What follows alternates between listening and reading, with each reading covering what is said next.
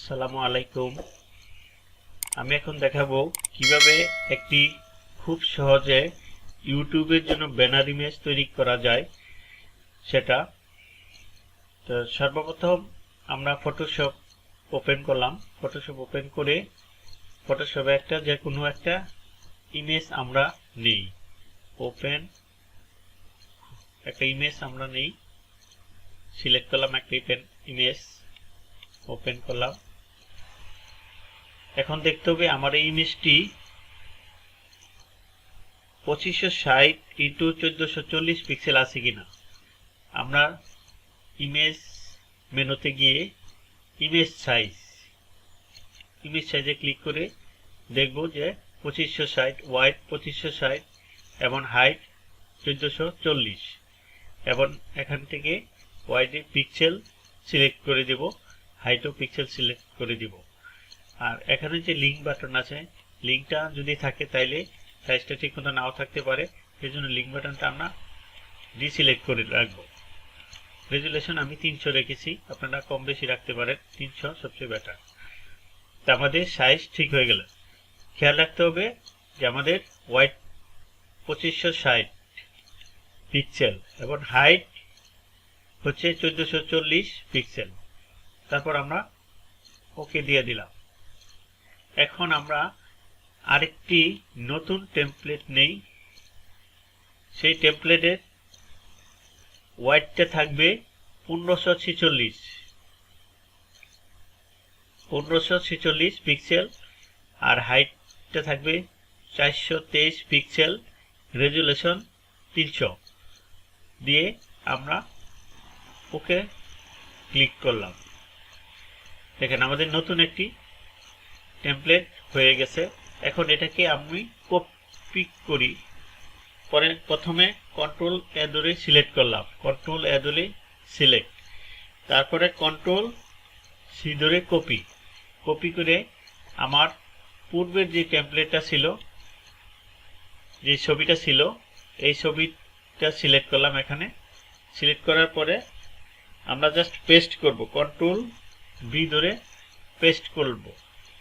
এখন দেখতে পাচ্ছেন যে আগের যে ব্যাকগ্রাউন্ডটা ছিল, এই ব্যাকগ্রাউন্ডটার উপরে আরেকটি নতুন হোয়াইট কালারের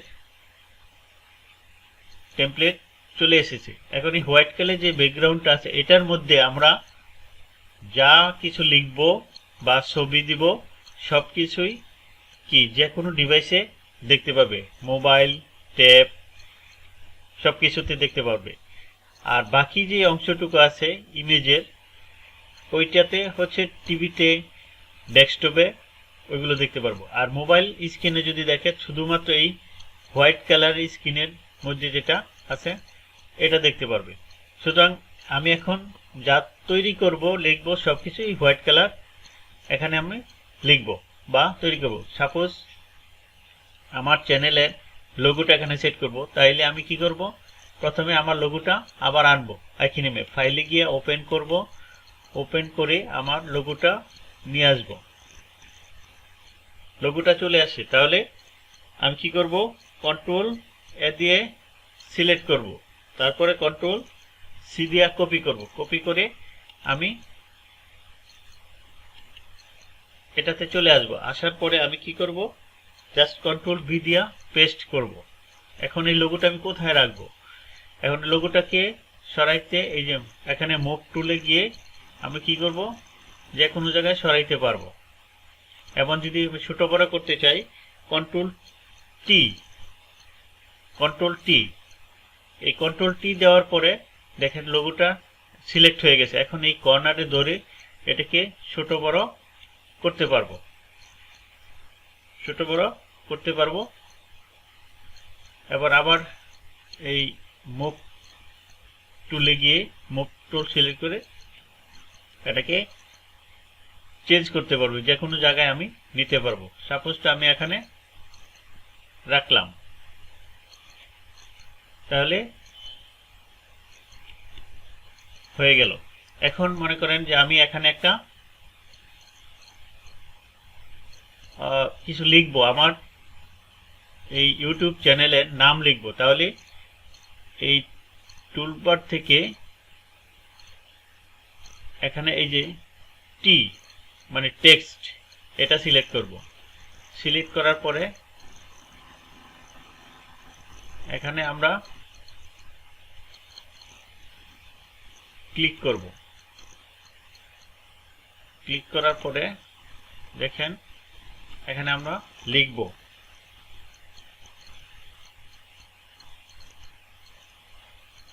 কেটে দিলাম এগুলো।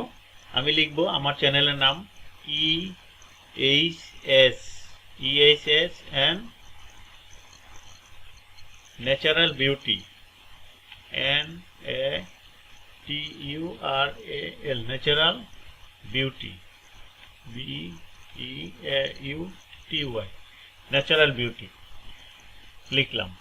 এখন এটাকে যদি আমরা কালার চেঞ্জ করতে চাই, অন্য কালার দিতে চাই, এটা সিলেক্ট করলাম, এই কালারে গেলাম, এখান থেকে বিভিন্ন কালার আছে, একটু যে গ্রিন কালার দিব, তাইলে দেখেন আমারটা গ্রিন হয়ে গেছে। ঠিক আছে, অর্থাৎ এখান থেকে আমরা যেই কালার সিলেক্ট করব ওইটাই হয়ে যাবে। এখন আমরা যদি এটাকে বড় করতে চাই, সিলেক্ট করলাম, সিলেক্ট করার পরে এই যে সাইজ, এখানে সাইজ আছে 18, আমি যদি 24 করি, এটা একটু বড় হয়ে গেছে। ঠিক আছে, এখন এই মুভ টুল দিয়ে আমি এটাকে সাপোজ এখানে নিয়ে আসলাম বা উপরে নিয়ে আসলাম। ঠিক আছে, সাপোজ এখানে আমি নিয়ে আসলাম, তাহলে এটা সেট হয়ে গেল। এখন আমি কি করব, যদি আমি কোনো একটা ছবি আনতে চাই, ঠিক তেমনি মনে করেন যে আমার ছবিটি এখানে বসাবো, জাস্ট আবার ফাইল ওপেনে গেলাম, দেখি আমার ছবি কোথায় আছে। এখান থেকে সাপোজ আমি একটা ছবি সিলেক্ট করলাম, এই যে ছবিটি আসলো, ঠিক আগের মতো কন্ট্রোল এ ধরবো, কন্ট্রোল সি ধরে কি করব,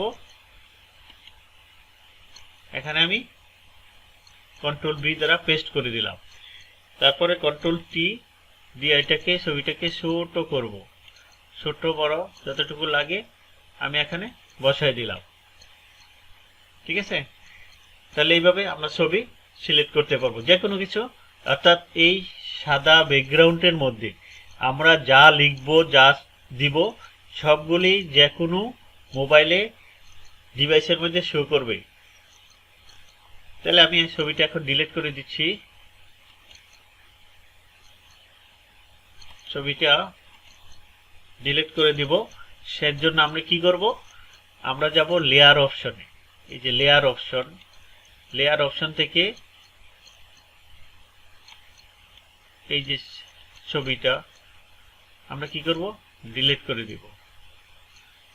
ছবি যে লেয়ার আছে, লেয়ার 2, এটা আমরা সিলেক্ট করে দিলাম। এটা হয় নাই, এটা আমাদের লোগোটা ডিলিট হয়ে গেছে। আমি তাহলে কন্ট্রোল জেড ধরে আবার নিয়ে আসবো, তাহলে আমরা ছবিটা কোথায়, লেয়ার 3 আছে, তাহলে লেয়ার 3 তে কি করব, ডিলিট করে দেব। ডিলিট দ্য লেয়ার 3, ইয়েস, এই যে আমার ছবিটা চলে গেছে। ঠিক আছে, আবার এটা যদি আনতে চাই তাহলে কন্ট্রোল জেড, আবার চলে আসলো। এভাবে ভুলবশত যদি চলে যায় তাহলে আপনারা আনতে পারবেন। তাই আমি এটা ডিলিট করে দিচ্ছি ছবিটা, ইয়েস। তাহলে দেখেন এখানে প্রথম লেয়ার ছিল ব্যাকগ্রাউন্ড, তারপরে হচ্ছে হোয়াইট কালার, যে হোয়াইট কালার ইয়াটা নিয়েছিলাম এটা আমি রাখবো না, এটা আমি ডিলিট করে দেব। তাহলে এটা সিলেক্ট করলাম, এই হোয়াইট কালার যে ব্যাকগ্রাউন্ডটা, আমি আপনাদের বোঝার স্বার্থে শুধু হোয়াইট বোর্ড ব্যাকগ্রাউন্ড রাখছি এই জন্য যাতে আমার মেজারমেন্টটা ঠিক থাকে। তাহলে এই হোয়াইট বোর্ড ব্যাকগ্রাউন্ডটা আমরা কি উঠিয়ে দেব। তো উঠিয়ে দিলে এই যে লেয়ার নাম্বার 1 আমরা ব্যাকগ্রাউন্ডটা আমরা ডিলিট করে দিব, ইয়েস। দেখেন এখন আমাদের কালারটা ভালো বোঝা যাচ্ছে না, সেজন্য আমি কি করব, আবার কন্ট্রোল জেড এনে, ঠিক আছে, আবার যদি আমি এইটিতে ইয়া করি, আমি এখানে সিলেক্ট করলাম, আমি অন্য একটা কালার দিব এখানে, ঠিক আছে, এই কালারটা দিব, দেখেন ঠিক আছে। এখন আমি আবার ব্যাকগ্রাউন্ডে যাব, ব্যাকগ্রাউন্ড এই যে লেয়ারটা আমি ডিলিট করে দিই, ইয়েস, দেখেন এখন সুন্দর বোঝা যাচ্ছে, ঠিক আছে। তাহলে আমি কি করব, লেয়ারে গিয়ে আরেকটু কাজ করতে হবে, সেটা হচ্ছে যে আমি যেই এখানে কয়টা লেয়ার আছে, লেয়ার 2 ইএসএস লেখা একটা লেয়ার, অর্থাৎ ফটোশপের প্রত্যেকটা, যেমন প্রথম ব্যাকগ্রাউন্ড হচ্ছে এই ছবিটা, তারপরে লেয়ারটা হচ্ছে ইএসএস এই লেখাটা, ন্যাচারাল বিউটি, তারপর সে লোগোটা, এই তিনটাকে আমরা মার্জ করে দেব। তাহলে মার্জ করব কিভাবে, প্রথমে সিলেক্ট করলাম, সিলেক্ট করার পরে কন্ট্রোল ই দিব,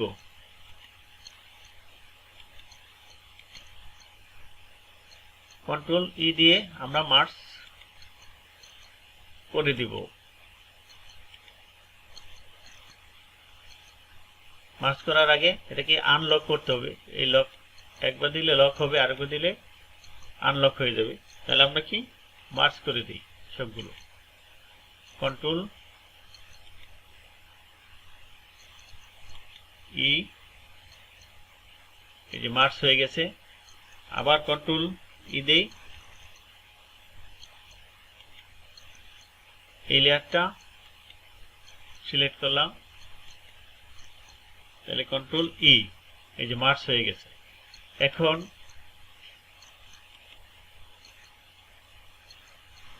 এটা দরকার নাই, এখানে আরেকটা উঠছে, এটা আমি ডিলিট করে দিই। তাহলে দেখেন এখন মার্জ করে ফেলেছি কন্ট্রোল ই দিয়ে, এখন আর কোনো কিছু চেঞ্জ করা যাবে না। এখন এটা আমরা সেভ করে দিই, কন্ট্রোল এস দিয়ে আমরা সেভ করে দিলাম, সেভ করে দিলাম, এটা দরকার নাই, just save, control S, save cloud document. কোথায় আমরা সেভ করব, অন ইউর কম্পিউটার, তাহলে সেভ অন ইউর কম্পিউটার, অর্থাৎ আমার কম্পিউটারে আমি সেভ করে দিলাম। কোথায় সেভ করব, যে আমাদের এই ফাইলে দেখেন সেভ অ্যাজ টাইপ, কি টাইপে সেভ করব, ফটোশপেও সেভ করতে পারি, আমরা কি করব জেপিজি ফাইলে সেভ করব, জেপিজি, এই যে জেপিজি, এই ছবিটার নাম দিলাম যে আমরা banner image, BANNER banner image, banner image, তাহলে ব্যানার ইমেজ দিয়ে আমি এটাকে সেভ করে দিলাম। এখানে কোয়ালিটি 12 ম্যাক্সিমাম, ওকে দিয়ে দিলাম, তাহলে আমার এই ইমেজটা সেভ হয়ে গেল। আমি আরেকবার কন্ট্রোল এস দিয়ে চেক করি, আর দরকার নেই, ঠিক আছে। তাহলে আমি ফটোশপটা আমি কি করি, মিনিমাইজ করে দেখি যে আমার ইমেজটা সেভ হয়েছে কিনা। দেখি আমি আমার ফাইলে গিয়ে এইচডি, এই যে এখানে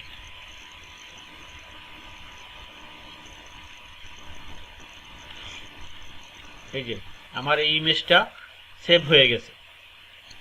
তাহলে এই ইমেজটা এখন আমি ইউটিউবের ব্যানার ইমেজ হিসাবে ব্যবহার করতে পারি, খুব সহজে আপনাদেরকে দেখালাম। যদি ভিডিওটি ভালো লাগে তাহলে আপনারা লাইক, কমেন্ট এন্ড সাবস্ক্রাইব করবেন পরবর্তী ভিডিও পাওয়ার জন্য। যদি কোনো জায়গায় সমস্যা হয় তাহলে কমেন্টসে লিখবেন, চেষ্টা করব সমাধান করার জন্য। তবে মনে রাখতে হবে যে ইমেজের সাইজটা, আরেকবার দেখা যায়, ইমেজের সাইজ হচ্ছে ইমেজ সাইজ দেখেন 2560 ইন্টু 1440 পিক্সেলের হইতে হবে, এটা হচ্ছে স্ট্যান্ডার্ড সাইজ ইউটিউবের জন্য। তবে থ্যাংক ইউ আজকের এই ভিডিওটি দেখার জন্য, সকলকে ধন্যবাদ।